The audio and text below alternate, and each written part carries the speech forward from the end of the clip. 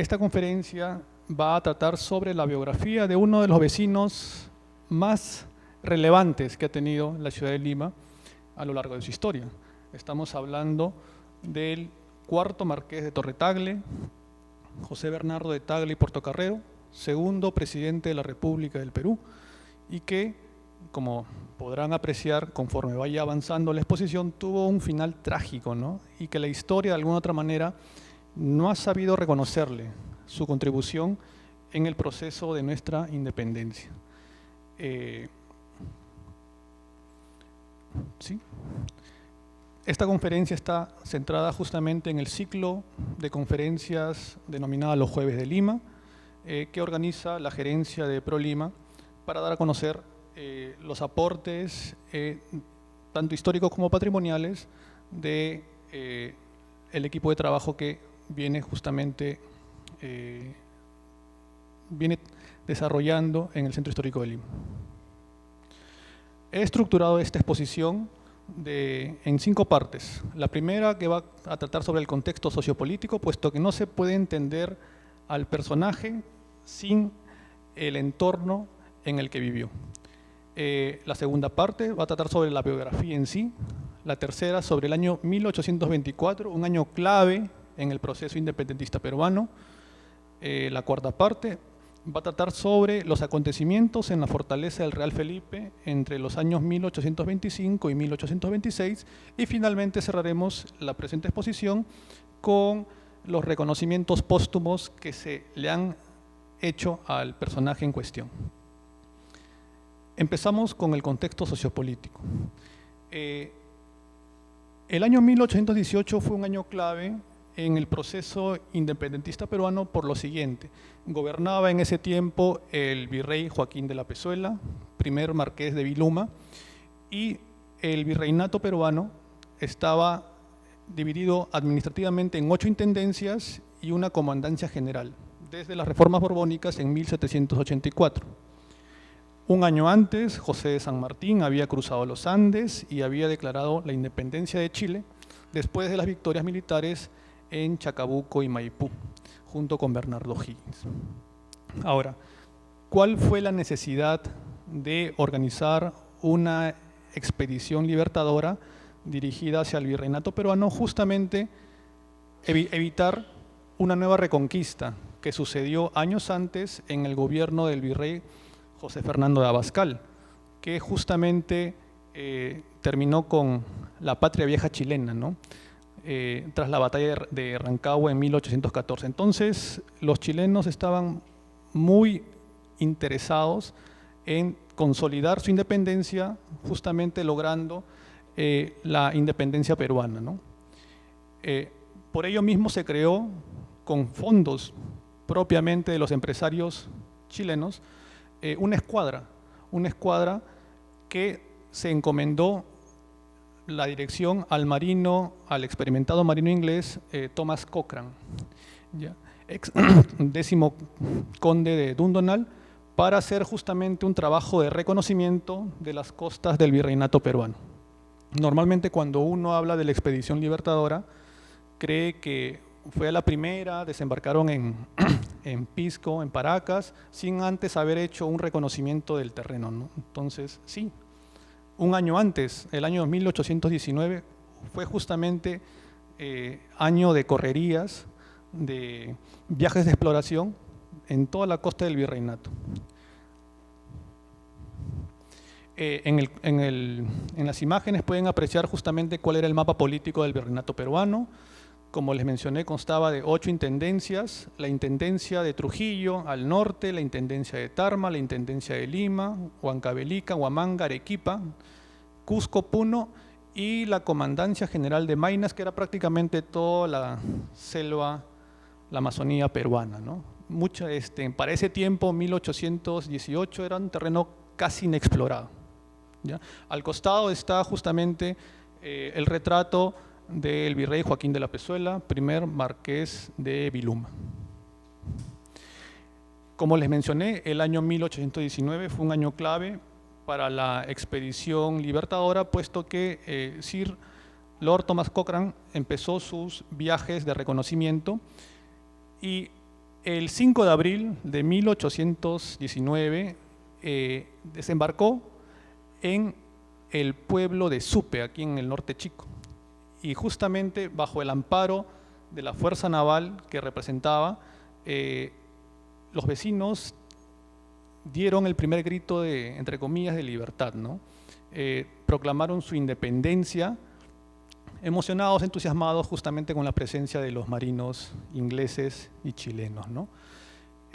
Obviamente que esto solamente duró unos días y molestó muchísimo al virrey Joaquín de la Pezuela, tanto así es que mandó a una escuadra de caballerías a castigar y fusiló a los que pudo justamente agarrar, ¿no? Porque la mayoría tuvo que huir, y entre ellos estaba justamente Francisco de Vidal Lahoz, militar supeño, que se enroló justamente en la escuadra de Thomas Cochrane y que llegó a ser presidente del Perú después de las guerras de independencia. Por eso he mencionado ahí que Supe fue el primer grito oficial de independencia del virreinato peruano. ¿Ya? Mientras tanto, en la ciudad de Lima había muchos nobles, muchos aristócratas que de alguna otra manera empezaron a conspirar para lograr justamente la independencia peruana. Entre ellos, el más destacado es José Larribagüero y Sánchez Boquete, que llegó a ser primer presidente del Perú, y también estaba el conde de la Vega del Rin. Justamente a Ribagüero se le debe que él era justamente el que le proporcionaba la información sobre la geografía del virreinato. Tenía una comunicación constante con San Martín por medio de cartas y le decía, aquí puedes desembarcar, aquí no, aquí la población es favorable, aquí no. Entonces, él justamente fue el que le indicó que en la bahía de Paracas, en Pisco, era un lugar estratégico para poder desembarcar. Así que no es que a San Martín se le haya ocurrido de la noche a la mañana o se le haya aparecido en sueños la bahía de Paracas, no, sino que ya esto era meses de coordinaciones y meses de conversaciones. En la imagen podemos ver al lado derecho a Lord Thomas Cochrane, marino inglés, y al lado izquierdo está justamente José de Larribagüero y Sánchez Boquete. El año 1820 es crucial, puesto que el 8 de septiembre José de San Martín desembarca en la bahía de Paracas al mando de más de 4.500 hombres. 2 semanas después, el 25 de septiembre, se da la conferencia de Miraflores, que es el primer encuentro entre los delegados de San Martín y los delegados del virrey Joaquín de la Pezuela. No se llegó a ningún acuerdo. Entonces, producto de ello, es que el 5 de octubre se da inicio al primer movimiento estratégico militar de José de San Martín, que fue justamente enviar una expedición al mando del general José Antonio Álvarez de Arenales, compuesta de 1.200 hombres. El objetivo era justamente envolver la ciudad de Lima con un efecto tenaza, de pinza, es decir, bloquea su cadena de suministros desde la Sierra Central y también corta su cadena de suministros desde el norte. Entonces, Álvarez de Arenales sube hacia la sierra, desde Ica, llega hasta Huamanga, Huancavelica, Huancayo, Jauja, Tarma, Pasco. O sea, prácticamente se recorre toda la Sierra Central, todo el Valle del Mantaro, y conforme iba avanzando, los pueblos se iban sumando y iban proclamando sus respectivas independencias. Ahí he puesto justamente que la primera ciudad en declarar oficialmente su independencia bajo cabildo abierto, que quiere decir que los vecinos notables se reunieron justamente y decidieron dar este paso, fue la ciudad de Ica, el 21 de octubre. Por eso muchos historiadores iqueños en las conmemoraciones por el bicentenario de la independencia decían, ¿no?, que en Ica nació la patria, justamente porque fue la primera ciudad. Y también en ese contexto se diseñó la primera bandera nacional, que como recordarán pues era justamente aquella que tenía con fondo los Andes, con un sol naciente y con líneas que se entrecortaban. Luego de que Álvarez de Arenales sube a la sierra, San Martín se reembarca desde el puerto de Pisco y se dirige al norte chico, desembarcando en Huacho y estableciendo su cuartel general en Huaura. Conforme Álvarez de Arenales iba avanzando, como les mencioné, los pueblos se iban sumando al, al bando patriota. Ahí vemos las fechas en las cuales cada pueblo proclamó su respectiva independencia. San Martín hacía lo propio en el norte chico con el balconazo de Huaura. Y el 6 de diciembre de 1820 se da la batalla de Pasco, que es el primer enfrentamiento bélico entre las fuerzas patriotas. Le he puesto entre paréntesis, puesto que en la documentación de la época se les llamaba no fuerzas patriotas. O sea, fuerzas patriotas es ya un término moderno, ¿no? En ese tiempo eran los disidentes, los rebeldes del sur. ¿Ya? El término patriotas y realistas ya fue puesto por historiadores mucho después. ¿Ya? Entonces se da justamente la victoria patriota en Cerro de Pasco, y producto de ello también Huánuco proclama su independencia días después. Producto justamente de esta victoria es que para fines de ese año el pueblo de Lambayeque también proclama su independencia, siendo la primera ciudad del norte del virreinato. Acto seguido, y aquí viene justamente a tallar nuestro personaje principal, el cuarto marqués de Torretagle, José Bernardo de Tagle y Portocarrero, que era intendente de Trujillo, proclama la independencia de la ciudad el 29 de diciembre de 1820 y ordena que todos los pueblos de la intendencia hicieran lo mismo bajo cabildo abierto. La intendencia de Trujillo abarcaba pueblos como Cajamarca, Tumbes, Piura, o sea, eran prácticamente un territorio extenso.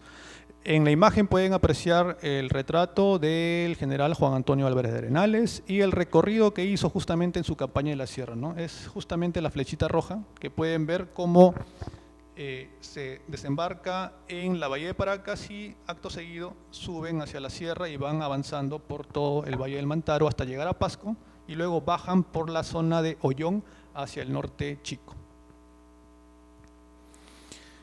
Entramos en 1821. Producto justamente de la independencia de Trujillo, se ocurre un efecto dominó y casi todos los pueblos del norte proclaman su independencia. Empezamos por Piura el 4 de enero, Tumbes el 7 de enero, Cajamarca el 6. Ahí sí hay una duda, no se sabe si es entre el 6 y el 8 de enero, pero ha sido entre esos días. Chachapoyas el 14 de enero, como etcétera. Producto de estos reveses militares es que los militares realistas estaban muy disgustados con la pasividad del virrey Joaquín de la Pezuela y le dan una especie de golpe de Estado, ¿no? No sé si el término sea el correcto, pero sí, efectivamente, si podríamos hablar de un golpe de Estado, fue un golpe de Estado puesto que lo depusieron del poder. El motín de Asnapuquio, ¿ya? Lo acusaron de cobardía y de inacción porque justamente en un par de meses ya las fuerzas de San Martín habían logrado la independencia de muchos pueblos del virreinato. Proclamaron como nuevo líder y virrey de facto a José de la Serna. De facto, ¿por qué? Porque no había sido reconocido por la corona española. La corona recién reconocería a José de la Serna en 1824, cuando ya prácticamente habían sido derrotados en la batalla de Ayacucho. Posteriormente, el 21 de abril, San Martín ordena a Álvarez de Arenales volver nuevamente a subir a la sierra, por Ollón, por donde vino, y reforzar la fidelidad de los pueblos del centro, independizados meses antes. ¿Por qué? Porque justamente los oficiales realistas que se encontraban en la zona empezaron a castigar a estos pueblos, ¿no? O sea, hablo de Huancayo, de Tarma, de Jauja, como prácticamente no habían fuerzas patriotas que estuvieran en la zona, empezaron a escarmentar y a perseguir a todos aquellos que se atrevieron a jurar o a proclamar su respectiva independencia, ¿no? Entonces, mientras tanto, en Lima se da la conferencia de Punchauca, que es justamente la primera reunión personal entre San Martín y el virrey La Serna, donde San Martín le da o le propone su proyecto de monarquía constitucional, ¿no? Que es con un príncipe español a la cabeza y que mientras tanto el virrey La Serna podría ser de regente, ¿no? La Serna no acepta por obvios motivos. Para el mes de junio, Lima era una ciudad cercada, definitivamente, cercada habían cortado la cadena de suministros del centro, habían cortado la cadena de suministros del norte, por el mar también había un bloqueo con Thomas Cochrane y por el sur también habían dejado guarniciones militares. Entonces no había forma de ingreso de medicinas, ingreso de alimentos. Entonces, lo que hicieron los vecinos, notables especialmente, fue pedirle al virrey La Serna que acordara una paz con San Martín, ¿ya? El virrey no aceptó, por lo que decidió retirarse de la ciudad, dejando encargado el gobierno al marqués de Montemira. Entonces abandona la ciudad de Lima y días después, justamente el marqués de Montemira manda una carta a San Martín pidiéndole que ingrese a la ciudad de forma pacífica porque de alguna otra manera había un temor de parte de la nobleza limeña, ¿no? De que los esclavos y los indígenas que estaban en el interior de la ciudad pudieran rebelarse, ¿no? Entonces, para evitar justamente estos desmanes del orden público es que invitaron a San Martín para que ingrese de forma pacífica. San Martín aceptó, lo hizo el 12 de julio, de noche, de madrugada, tratando de no justamente levantar mucho alboroto. Y es así que San Martín logra ingresar y justamente las crónicas narran que se hospedó aquí, en la casa Osambela. Martín de Osambela fue uno de los primeros vecinos de la ciudad que le dio hospedaje a San Martín cuando ingresó a Lima, ¿ya? El 15 de julio, como bien saben, se firma el acta de independencia en el Cabildo de la ciudad, que es el actual Palacio Municipal. El 28 de julio se da la proclamación de la independencia, un evento público en la Plaza de Armas, ¿ya? El cuadro de Lepiani nos viene automáticamente a la cabeza. Y al día siguiente, el día 29 de julio, se da la jura de la independencia por parte de las principales corporaciones de la ciudad. ¿Qué quiero decir? Las órdenes religiosas, la universidad, etc. En los cuadros que tenemos a continuación podemos apreciar al lado derecho el ingreso de San Martín apoteósico, con mucho júbilo por parte de la ciudad. Es un hecho histórico falso porque San Martín ingresó de noche sin tanto chamullo, ¿no? Pero bueno, este es un cuadro que se realizó justamente para conmemorar el centenario de la independencia en 1921-22, ¿ya? Por un artista apellidado La Torre, y justamente, bueno, ¿no? El objetivo era ese, realizar el patriotismo de los peruanos.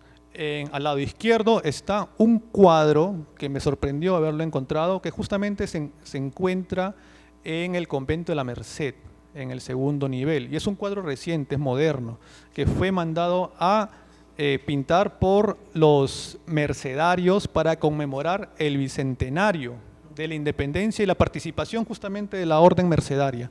Ahí se puede apreciar a los padres mercedarios que firmaron el acta de independencia, ¿ya? El 15 de julio, ahí se puede apreciar a San Martín en la parte de atrás, en el Cabildo de la ciudad de Lima, ¿no?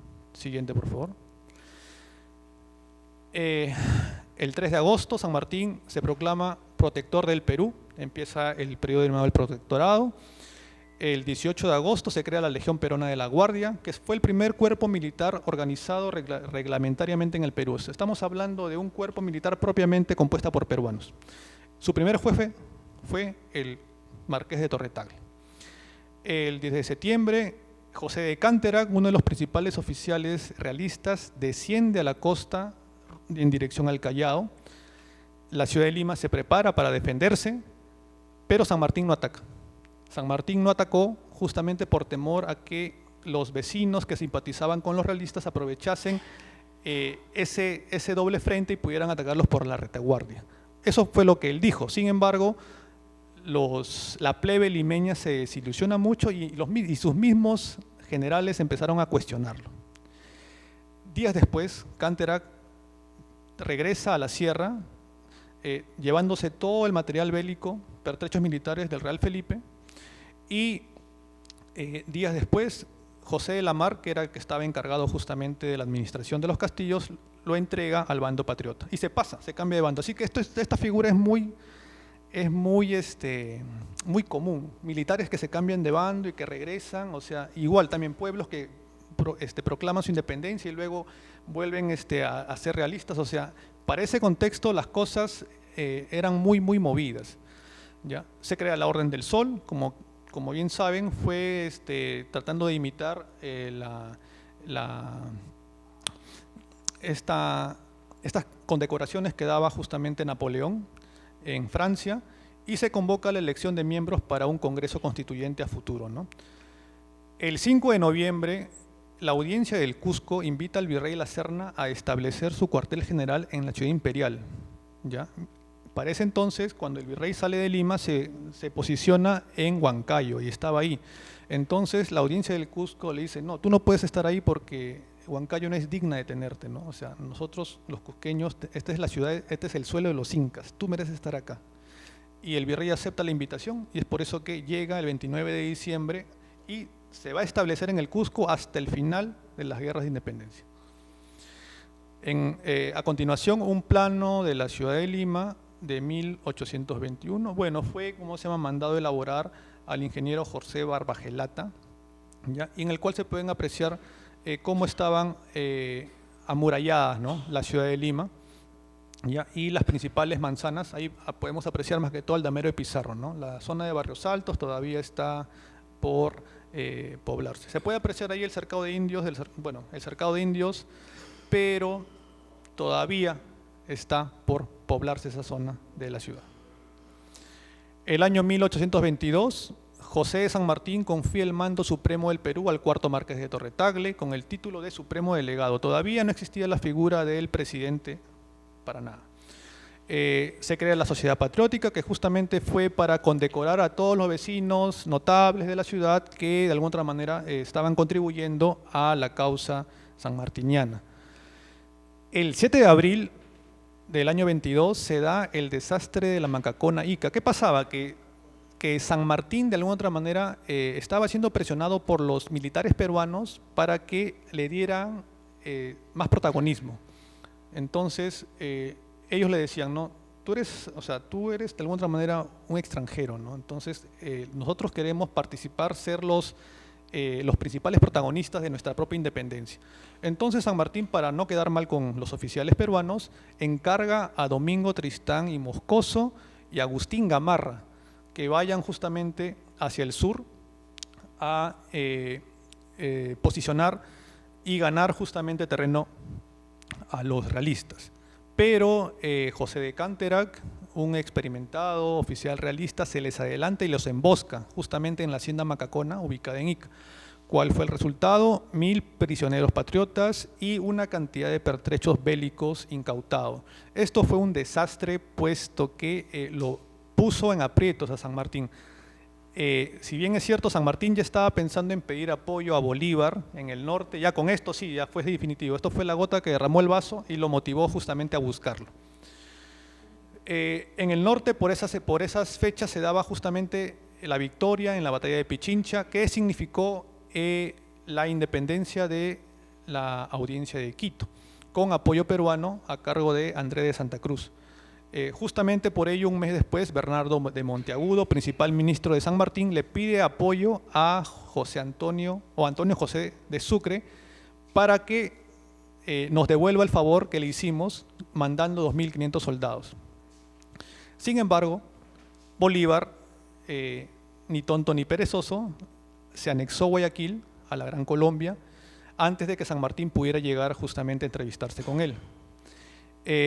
Mientras San Martín se encontraba en Guayaquil, entrevistándose con Bolívar, el pueblo de Lima, que estaba harto de su principal ministro, Bernardo de Monteagudo, que fue justamente asesinado en la Plaza San Martín años después, lo expulsa. Lo expulsa bajo bajo conveniencia de Torretagle y de Ribagüero, ¿no?, que tampoco lo veían con buenos ojos.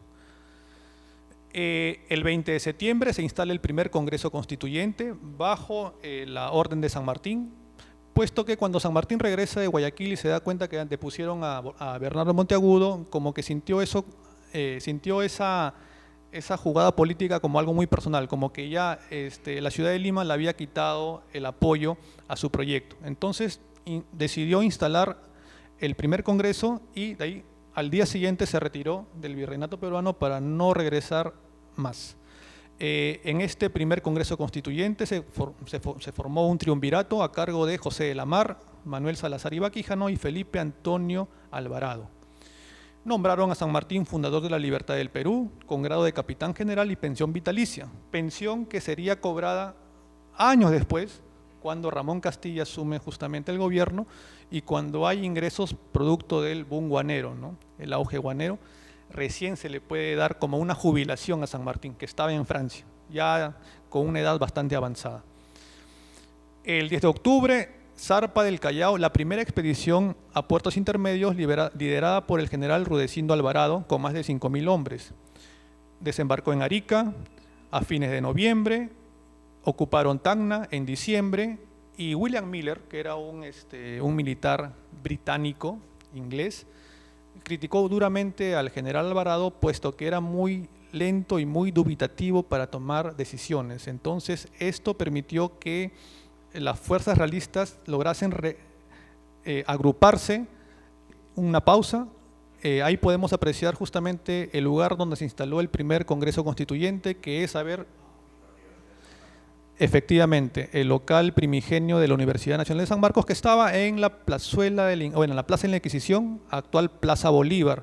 Efectivamente, donde está actualmente el Palacio Legislativo del Congreso de la República, estaba el Hospital de la Caridad, y al costado del Hospital de la Caridad estaba el local de la Universidad de San Marcos. Justamente se puede apreciar en la parte derecha, muy pegada al límite derecho, la mitad de la portada que está al lado izquierdo. Entonces, ahí fue justamente donde funcionó el primer Congreso Constituyente. Años después, el Congreso compraría el terreno para edificar el Palacio Legislativo actual, que fue justamente en la década del 20, ¿no? Como les mencioné, regresamos justamente a la cronología. La primera campaña a puertos intermedios fue un fracaso, producto justamente de la lentitud de Rudecindo Alvarado. Hubo una derrota en Torata, una derrota en Moquegua, y lo que ocasionó una crisis en Lima, ¿no? El Congreso fue acusado de incompetente por parte de los militares y se dio el segundo motín, el motín de Balconcillo, encabezado por Andrés de Santa Cruz, que empujó y presionó para que el Congreso proclamase a José de la Ribagüero y Sánchez Boquete como presidente de la República. Fue el primero en ostentar ese título, presidente de la República, bajo presión de facto obviamente, pero bueno, presidente al fin y al cabo. El 4 de marzo el Congreso confiere el grado de Gran Mariscal de los Ejércitos de la República a José de la Ribagüero. Antonio José de Sucre llegó por esas fechas al Perú, enviado por Bolívar como ministro plenipotenciario, pero le ordenó que no se involucre en disputas internas, que no tome partido por ninguno de los bandos, ¿ya? Entonces, el objetivo era que él informe, que abone el terreno para que la llegada de Bolívar se vea como una necesidad, ¿ya? El 15 de mayo, ya estando Ribagüero a la cabeza del gobierno, sale la segunda expedición a puertos intermedios, encabezada por Andrés de Santa Cruz, ¿ya? Canterac, que tenía su cuartel general en Huancayo, al enterarse de esto, decide justamente bajar a la capital. ¿Por qué? Porque sabía que la mayoría de los militares se habían ido hacia el sur, entonces la ciudad estaba desguarnecida y bajó. Y esa fue la primera ocupación, o la primera reocupación de Lima, que duró un mes, desde junio hasta julio de 1823. ¿Ya? Entonces, Ribagüero y el Congreso y el Poder Judicial, al ver que Canterac bajaba de la sierra, decidieron irse al Callao, a refugiarse a los castillos del Callao. La ciudad fue ocupada y bueno, pues Canterac no perdonó a nadie, ¿no? Agarró todo lo que pudo, se llevó todo lo que pudo llevarse, joyería de las iglesias, pertrechos militares, etcétera, etcétera, etcétera. En esa foto tenemos, bueno, en esos retratos tenemos al lado derecho a Andrés de Santa Cruz y al lado izquierdo al general Jerónimo Valdés, que era prácticamente uno de los dos oficiales de mayor rango en el ejército realista. Si hablamos del virrey La Serna, tenía dos brazos, que era Canterac y Valdés. Ellos eran sus lugartenientes, sus brazos fuertes. Nuevamente, el ejército realista estuvo un mes en Lima y luego se regresó a la sierra. Ribagüero decreta la disolución del Congreso desde Trujillo y establece un Senado con 10 vocales. Aquí estaba justamente Hipólito Unanue. ¿ya? Torre Tagle reinstala el Congreso y lo nombran presidente de la República, sería el segundo presidente, el 16 de agosto de 1823, siendo sus ministros Juan de Berinduaga, conde de Sandonás, ministro de Guerra. Muy interesante su biografía, puesto que fue fusilado por Bolívar, ¿ya? Dionisio Vizcarra como ministro de Hacienda y Francisco Valdivieso como ministro de Relaciones Exteriores. A su vez, el Congreso declara traidor a Ribagüero y a quienes lo apoyasen.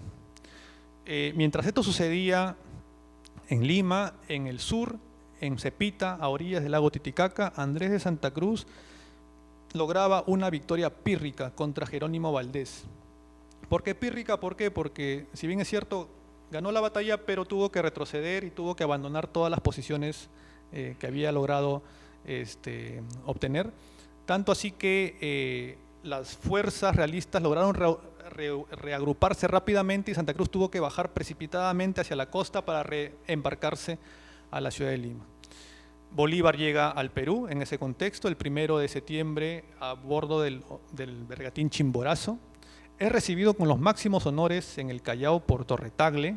El Congreso lo nombra suprema autoridad y le otorga facultades extraordinarias para conducir la guerra. Valgan verdades, Bolívar no tenía en muy buena estima a la nobleza limeña. Siempre los consideraba señoritos, personajes bastante dubitativos y que de alguna otra manera tenían su corazoncito ligado a España. Entonces no se confiaba de ellos, ¿ya? Y Torre Tagle se va a dar cuenta de esto mientras lo iba tratando. En ese contexto es que justamente el 22 de septiembre se declara a la Virgen de las Mercedes como patrona de las armas de la República por un decreto firmado justamente por Torre Tagle. En ese cuadro que actualmente se encuentra en el convento de la Merced, justamente hay una recreación, ¿no? Donde está la imagen, el anda de la Virgen de la Merced en el Congreso de la República, en la parte, en el nivel de abajo está Torre Tagle hablando con los diputados y con los mercedarios, ¿no? ¿Por qué el Día de las Fuerzas Armadas se celebra el 24 de septiembre y no el 22?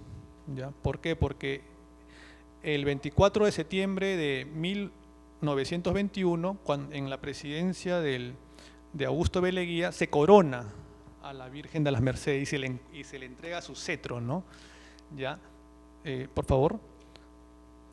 Que es justamente la imagen que está ahí, coronada y con su cetro. Eso es en la época de Leguía, ¿ya? El 24 de septiembre de 1921, es por eso que se celebra el Día de las Fuerzas Armadas ese día y no el 22 de septiembre. Regresamos nuevamente al año 23. Bolívar obliga al Congreso el pago de las tropas colombianas bajo amenaza de regresarse a la Gran Colombia. En noviembre, Ribagüero propone al virrey La Serna el establecimiento de un reino independiente al frente de un príncipe español, algo similar a la propuesta que le hizo San Martín al virrey La Serna en Punchauca. Y curiosamente es algo también similar que hizo Torre Tagle. Bolívar se dirige al norte para negociar con Ribagüero, recordad que él estaba en Trujillo, y el 25 de noviembre Ribagüero es detenido por el coronel Gutiérrez de la Fuente. Se le envía a Guayaquil y luego se le destierra a Europa. Iba a ser fusilado, porque el Congreso sí lo quería muerto a Ribagüero. Pero Martín Guise, que era el comandante general de la Marina recién creada, impidió que sea fusilado, pero sí participó en el destierro de Ribagüero. Para diciembre del año 23, Bolívar visita los pueblos del norte, donde piensa formar un nuevo ejército, aclimatado a las alturas, porque se dio cuenta que efectivamente la victoria tenía que ser en las alturas, en la sierra, no en la costa, ¿ya? Y también justamente se posicionó en el norte porque esperaba refuerzos de la Gran Colombia. Su brazo derecho fue José Faustino Sánchez de Carrión, que era oriundo de Huamachuco y que lo ayudó justamente a organizar a la tropa patriota de esa zona geográfica. En la imagen podemos ver en la mano derecha un retrato del virrey José de la Serna, primer conde de los Andes, pero el título nobiliario se le dieron mucho después, ¿ya? Y al lado izquierdo está una pintura, un retrato de Simón Bolívar, obra de nuestro artista Daniel Hernández, justamente mandado a hacer por el gobierno de Leguía para conmemorar el centenario de la batalla de Ayacucho. Bueno, hagamos una pausa ya en la cronología para hablar sobre la biografía de nuestro personaje principal, que es José Bernardo de Tagle y Portocarrero, cuarto marqués de Torre Tagle. Como sabrán, quizás, el marquesado de Torre Tagle es un título nobiliario que data de 1730 y que fue dado por el rey Felipe V a una familia de origen cántabro establecida en Lima, que estaba dedicada al comercio y que era propietaria de muchos inmuebles urbanos y rurales, y cuyos miembros pertenecían a lo más encumbrado de la sociedad virreinal. Ese escudo que está justamente en la parte superior del pórtico del Palacio de Torre Tagle dice, ¿no?, o lleva como lema: Tagle se llamó el que la sierpe mató y con la infanta casó. El primer marqués de Torre Tagle fue José Bernardo de Tagle y Bracho y Pérez de la Riva, que estaba casado con Rosa Juliana Sánchez de Tagle Hidalgo. ¿Correcto? El segundo marqués de Torre Tagle fue Tadeo José de Tagle Bracho y Sánchez, y su esposa fue María Josefa de Izázaga y Vázquez de Acuña.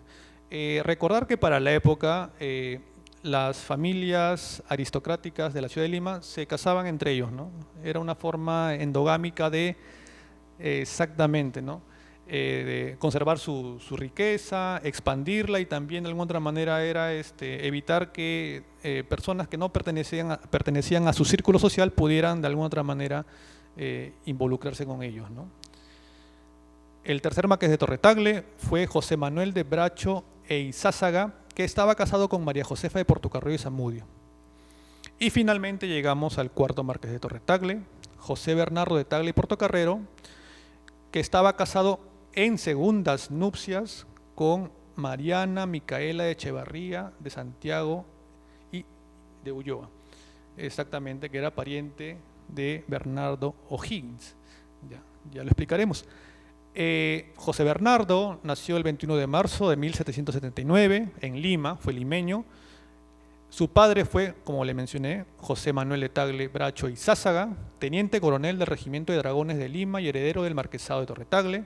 Su madre, María Josefa de Portocarrero y Zamudio, nieta del conde de la Monclova y bisnieta de Melchor Portocarrero, virrey del Perú. Inició su carrera militar como cadete del Regimiento de Dragones de Lima en 1789, con tan solo 10 años. En 1800 se casó, primeras nupcias, con Juana García de la Plata, hija de un importante oidor de la Audiencia de Lima.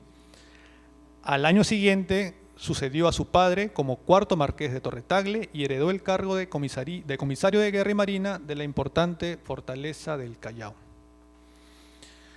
En 1811 muere su primera esposa sin dejar descendencia. Ese mismo año el virrey José Fernando de Abascal, primer marqués de la Concordia, lo ascendió a sargento mayor. El virrey Abascal le tenía mucha estima a la familia de Torre Tagle. Fue justamente por eso que propició que sea ascendido en el escalafón militar, muy a pesar de que Torre Tagle no tenía experiencia en batalla. Para la época, normalmente la aristocracia, la nobleza, ostentaba muchos rangos militares, pero era más que todo estatus, o sea, no tenían experiencia dirigiendo soldados en campo de batalla. José Bernardo fue nombrado sucesivamente teniente coronel y coronel del recién creado Regimiento de Distinguidos Voluntarios de la Concordia Española.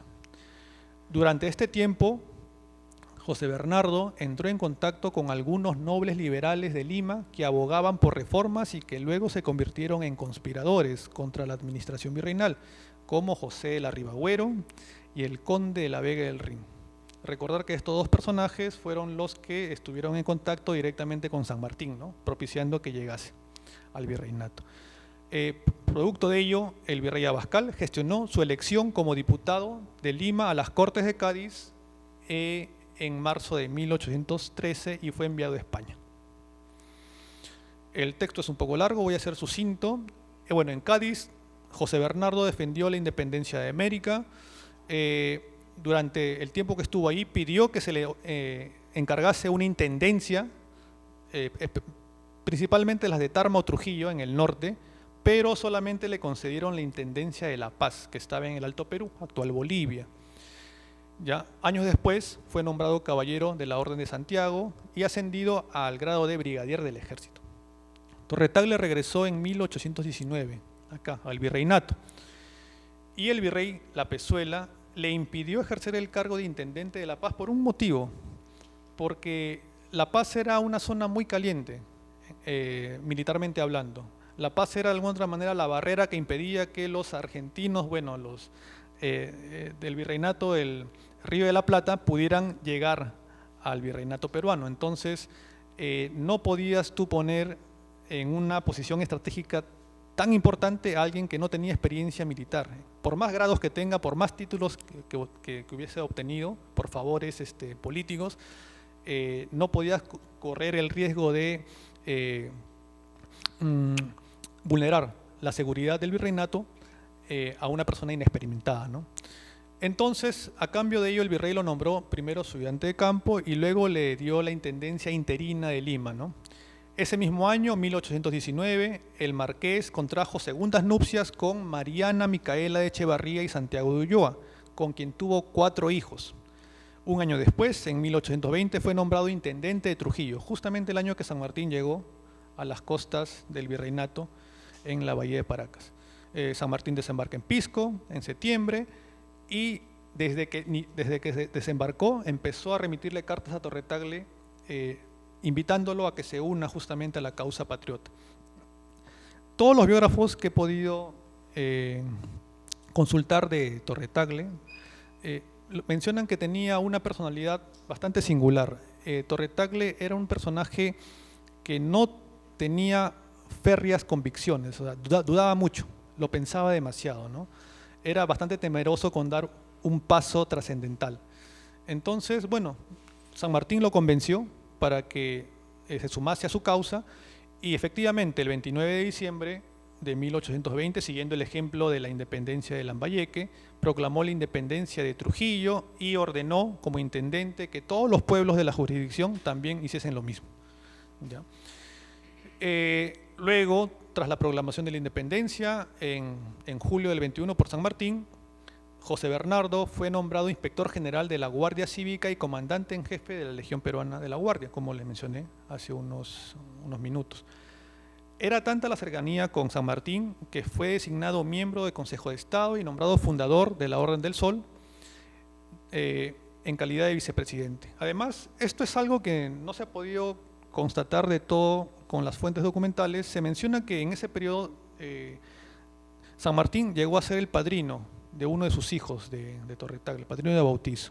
No se ha encontrado la fuente escrita, por eso lo he puesto ahí, no está de todo documentada. Pero es muy probable porque, como digo, San Martín era muy allegado con Torre-Tagle, con Ribagüero. El 26 de julio, Torre-Tagle fue nombrado supremo delegado, ¿ya? Antes de que San Martín partiese a entrevistarse con Simón Bolívar en Guayaquil. Tras la partida de San Martín, después de que regresó de su entrevista infructuosa con Bolívar, e instalado el Congreso Constituyente, Torre-Tagle gozaba o era uno de los oficiales de más alto rango, prestigio y abolengo dentro de la naciente República Peruana. Para febrero del 23, el motín de Balconcillo que encabezó Santa Cruz y de alguna otra manera puso en la presidencia a Ribagüero, fue un golpe que Torre-Tagle lo consideró como un golpe bajo porque el Congreso de alguna otra manera lo favorecía a él, ¿no? O sea, si alguien tiene que ser presidente, tienes que ser tú, Torre-Tagle, no Ribagüero. Pero el motín de Balconcillo de alguna otra manera bloqueó esas aspiraciones. Entonces, efectivamente, ocurrió un cisma entre Torre-Tagle y Ribagüero a partir de ese momento. ¿Ya?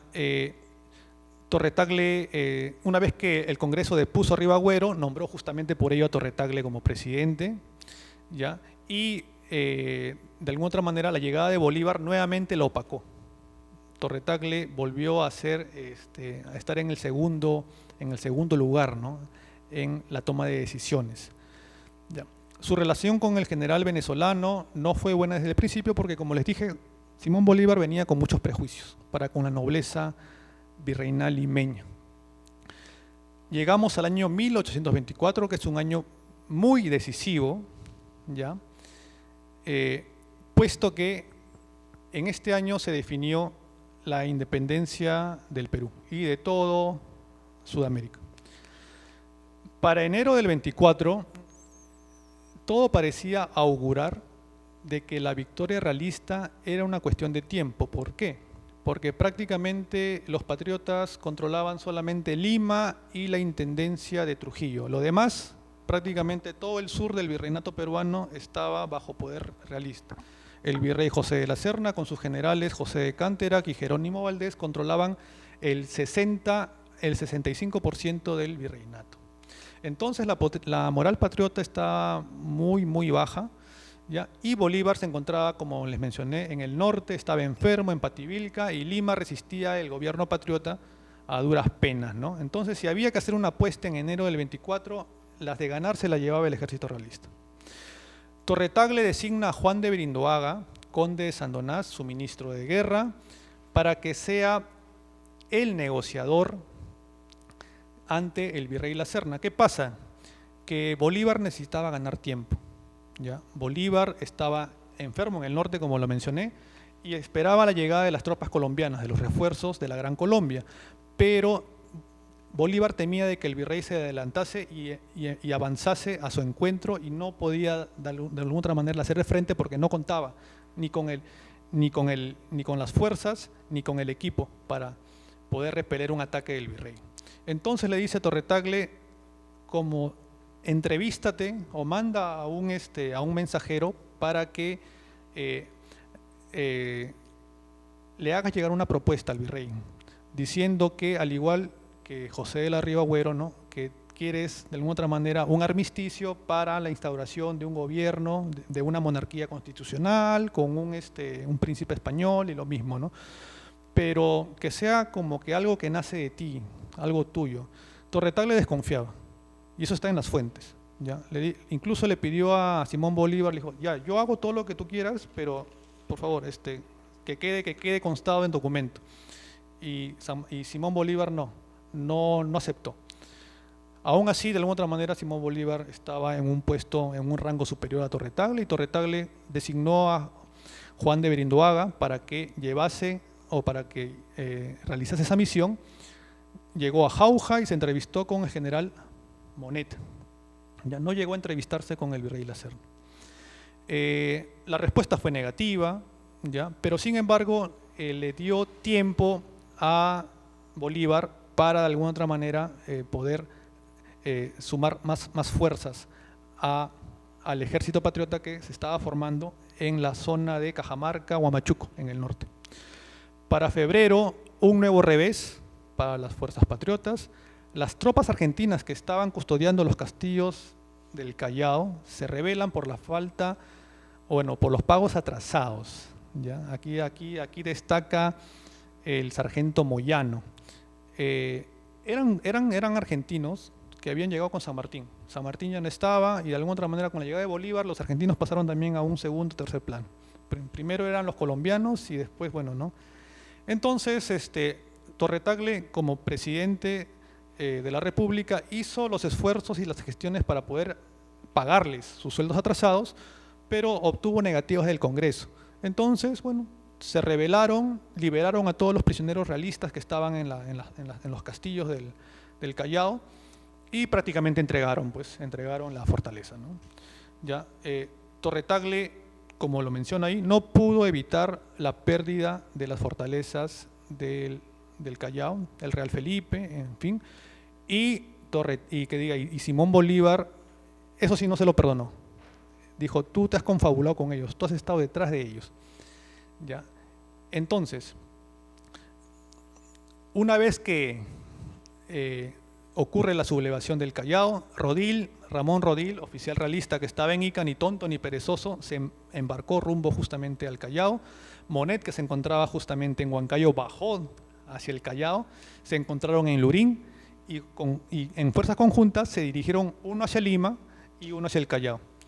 El Congreso entra en desesperación y nombra dictador, así, ese es el término puntual, dictador a Simón Bolívar, y le entrega poderes supremos, o sea, prácticamente le entregaron todos los poderes habidos y por haber, ¿no? Torre Tagle, de lo que estaba en segundo plano, pasó a tercero, cuarto, quinto. Entonces, Bolívar ordena al general Mariano Necochea que evacúe la capital antes de que entrasen las tropas del general Monet y que aprisione a Torre Tagle, puesto que Bolívar creía que Torre Tagle estaba detrás de la sublevación del Callao y también justamente de negociaciones con el virrey que él mismo había mandado justamente a que las hiciese, ¿no? Torre Tagle, obviamente advertido, se refugia en el Callao bajo el amparo de las armas realistas, negocia con Monet su regreso a la ciudad de Lima y publica un manifiesto denunciando a Bolívar como traidor, no, como tirano, disculpen, como tirano, ¿ya? Y efectivamente ahí sí se desfogó totalmente. Le dijo, fue una publicación que circuló bastante por la ciudad de Lima y bueno, no fue del agrado para nada de Bolívar. En ese contexto, en el Alto Perú, actual Bolivia, se insubordinó Pedro Antonio Olañeta, que era justamente la autoridad militar de la zona, ¿no? Desconociendo al virrey José de la Serna en su título justamente de virrey, ¿no? Recordar que hasta ese momento todavía el virrey de la Serna no había tenido confirmación de la corona española como virrey, era un virrey de facto, puesto justamente por los generales en el motín de Asnapuquio. Entonces Olañeta, que también no simpatizaba con los militares de tendencia constitucional, porque él era más absolutista, también, ¿no? Exactamente, entonces también hay una disputa política interna. En marzo, Monet se retira de la capital y deja como gobernador de la ciudad de Lima al conde Villar de Fuentes, que fue uno de los propietarios de la Casa Barbieri, que queda acá en Rufino Torrico, efectivamente. El conde Villar de Fuentes fue gobernador de la ciudad de Lima en el periodo, en un aproximado de 6 meses más o menos.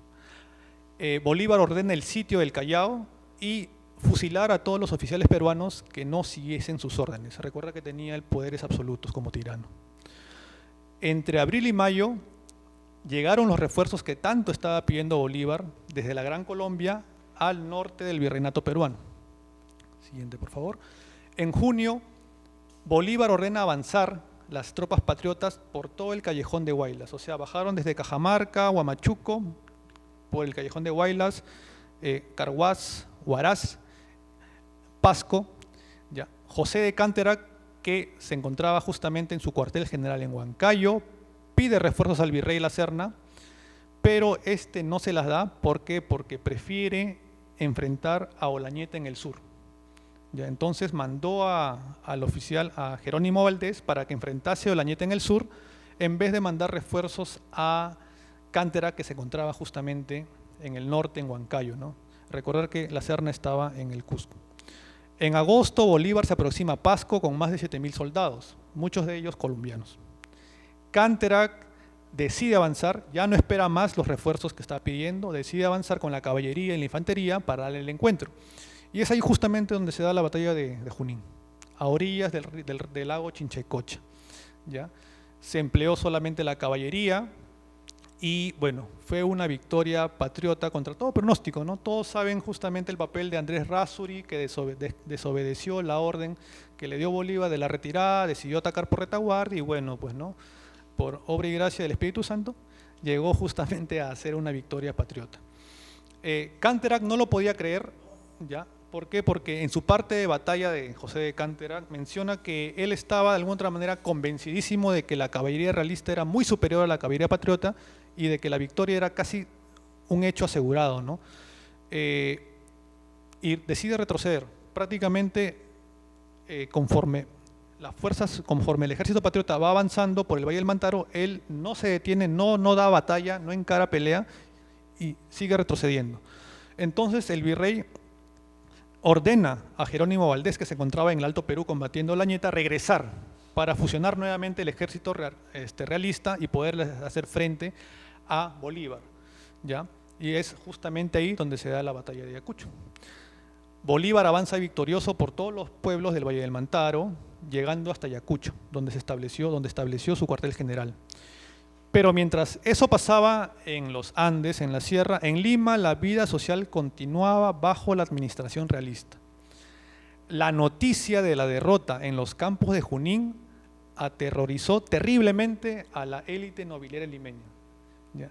El conde Villar de Fuentes, Torre Tagle, Martín Ozambela, en fin, todos, la mayoría huyó al Callao para ampararse bajo las fuerzas de Ramón Rodil, ¿no?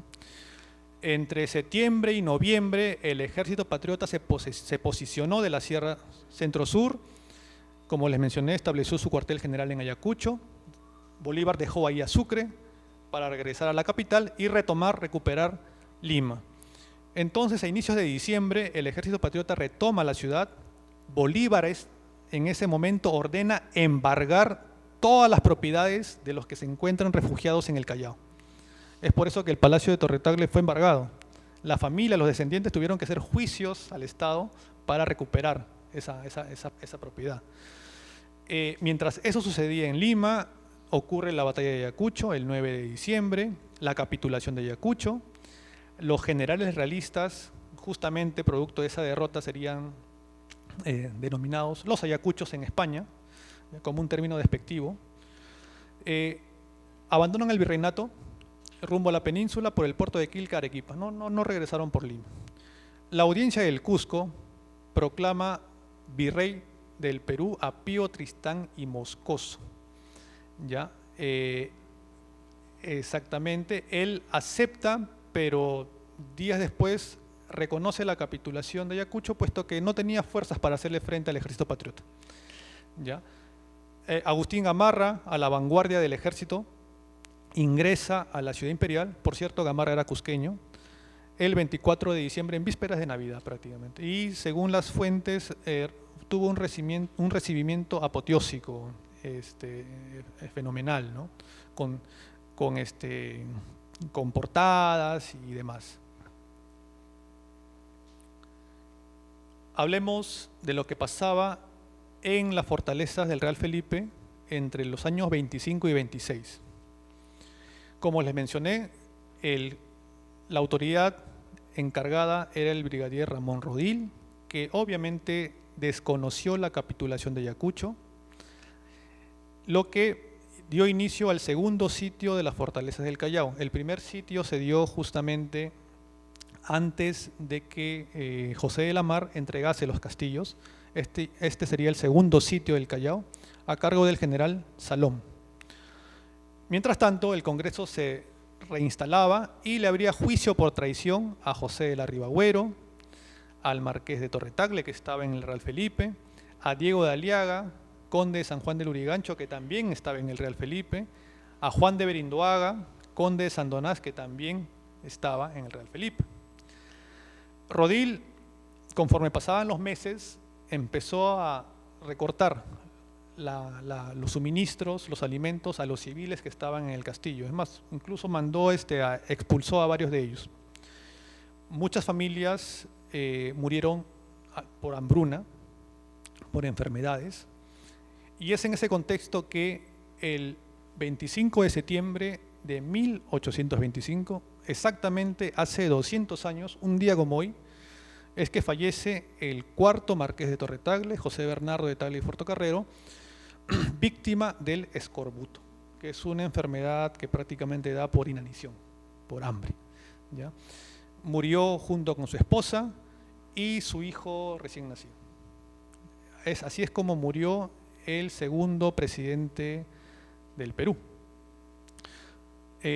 Meses después, el 22 de enero de 1826, Ramón Rodil se rinde y capitula la entrega de las fortalezas del Callao al ejército patriota. Ya no había nada que hacer, ya las esperanzas de que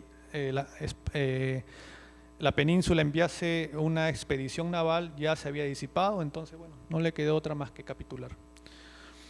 Después de la capitulación del Callao, la hermana de José Bernardo de Tagle y Portocarrero, doña María Josefa Tagle, bueno, hermana carnal, pide un apoyo económico al gobierno para la manutención, la subsistencia de los 3 hijos menores de edad que aún quedaban de la pareja Torre Tagle. Estamos hablando de José Manuel, María Asunción y Josefa, todos ellos menores de edad.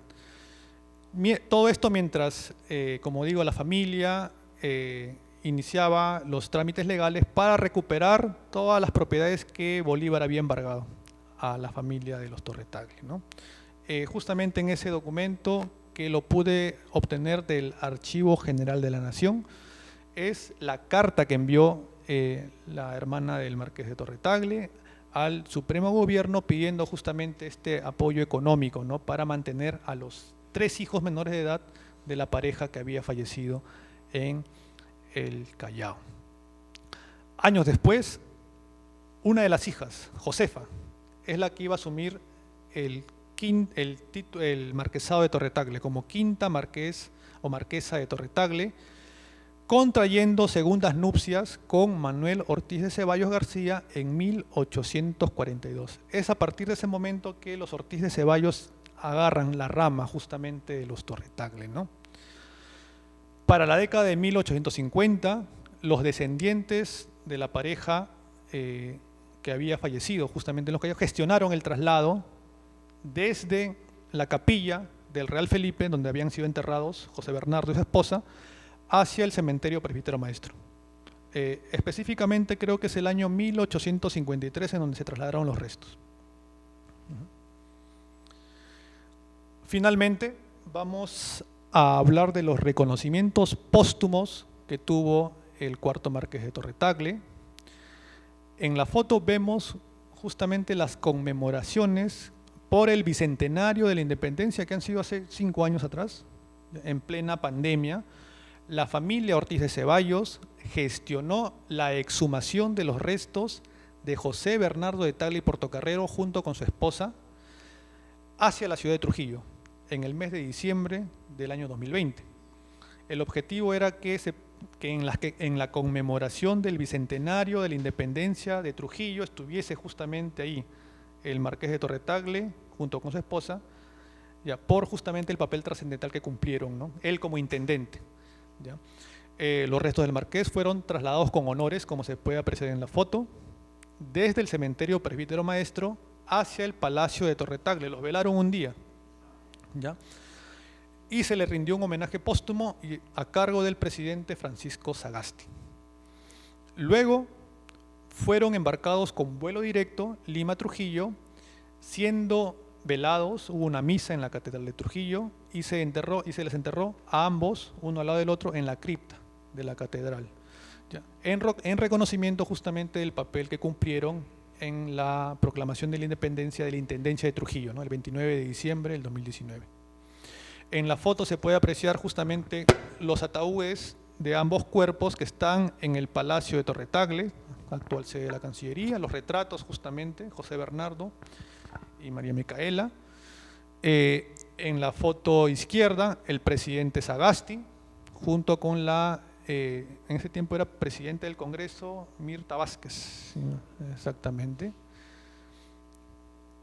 En la foto de la derecha, los ataúdes en la Catedral de Trujillo, con la misa de honor, y en la foto de la izquierda está justamente el epitafio, ¿no?, en la cripta justamente de la catedral: José Bernardo de Tagle y Portocarrero, cuarto marqués de Torre Tagle y marqués de Trujillo. Fue un título que le dio justamente San Martín. Libertador de la Intendencia de Trujillo, gran mariscal del Estado peruano, supremo delegado del Perú, miembro de la Orden del Sol en grado de fundador, primer presidente constitucional de la República, ahí sí no estoy muy de acuerdo con ese término, pero bueno, y su esposa Mariana de Echevarría y Ulloa de Tagle, marquesa consorte de Torretagle, señora de la Banda Patriótica, 1791-1825. Otro reconocimiento que le hizo ProLima, propiamente hablando, fue en el año 2021, justamente una iniciativa que partió del archivo de ProLima para sumarnos a las conmemoraciones por el Bicentenario. Nosotros teníamos conocimiento de que cuando se celebró los 400 años de fundación de la ciudad de Lima, el cuatricentenario, el gobierno municipal de entonces mandó elaborar placas conmemorativas a los principales vecinos de la ciudad que se pusieron en las fachadas de las casas. Entonces, replicando justamente ese trabajo, nosotros también diseñamos placas conmemorativas para los principales vecinos de la ciudad de Lima, que justamente con sus acciones han contribuido o contribuyeron a engrandecer nuestra capital. Entonces, justamente en el año 2021 se elaboró o se mandó a elaborar esta placa conmemorativa que está al costado del ingreso al Palacio Torretagle, ¿ya? Que dice, siguiente por favor, la ciudad de Lima al cuarto marqués de Torretagle, primer presidente del Perú, proclamó la libertad de Trujillo el 29 de diciembre de 1820. Esa fue justamente la elevación y también todas las medidas que se hicieron para la colocación de la placa. Dicho esto, doy por terminada mi conferencia. Muchas gracias por haber escuchado.